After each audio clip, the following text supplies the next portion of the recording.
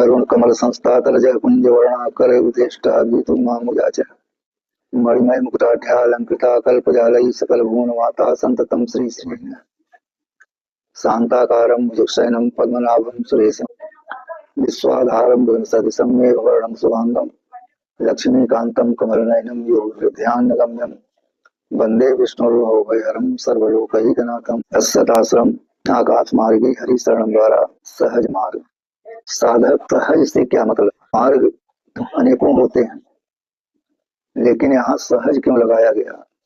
इसमें भी एक रहस्यात्मक शब्द छिपा हुआ है। सहज का अर्थ होता है सरल, सरस, मिठास और मन पवित्र, इंद्रियां पवित्र, सब कुछ शुद्ध होना चाहिए।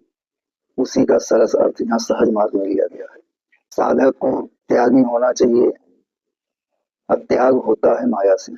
माया से त्याग हो जाए तो माया के ही द्वारा हमें द्वेष, ईर्ष्या, अहंकार आदि का जन्म होता है। माया का त्याग होने पर तीनों अपने आप ही नष्ट हो जाते हैं, क्योंकि माया एक ऐसी शक्ति है जो हमें विचलित करती रहती है। हमें कुछ नहीं चाहिए ये तो हो जाता है, लेकिन माया नहीं छूटती। यदि माया छूट जाए अंतःकरण से, साधक को सहजता अपने आप आ जाती है। न उसे भूख की इच्छा होगी, न उसे प्यास की इच्छा होगी, और उसका मन भी भगवान के नाम जप में लगा रहेगा।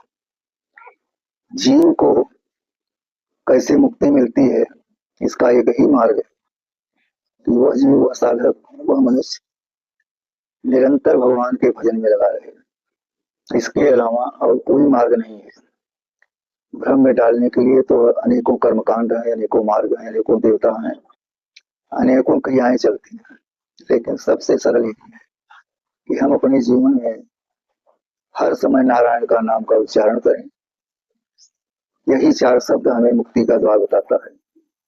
लेकिन सुबह दोपहर शाम हम न भूलें और बीच में अपने कार्य को करते रहें।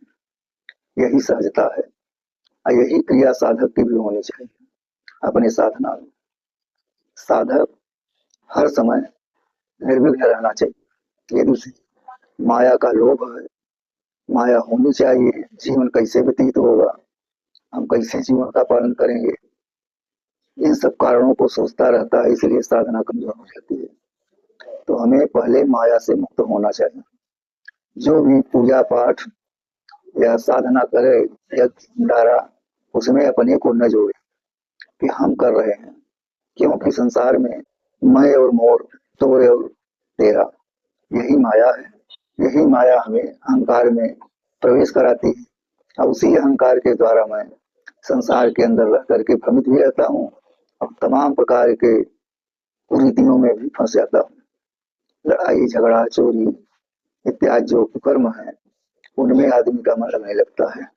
हमारी 10 इंद्रियों में ईश्वर ने 5 ज्ञानेंद्रिय दिया है और 5 ही कर्म इंद्रिय दिया, लेकिन बिन सत्संग के ज्ञान नहीं होता है और बिना संतों के साथ रहे पर कोई साधना पूर्ण नहीं। इसका यही अर्थ है कि हम 5 इंद्रियों के बस में तो हो जाते हैं, लेकिन ऊर्ध्व रूप जो 5 ज्ञानेंद्रियां हैं, उनके विषय में हम नहीं रह पाते। वो हमें जचता ही नहीं है कि ज्ञानेंद्रिय से ही हम अपना जीवन पालन करें।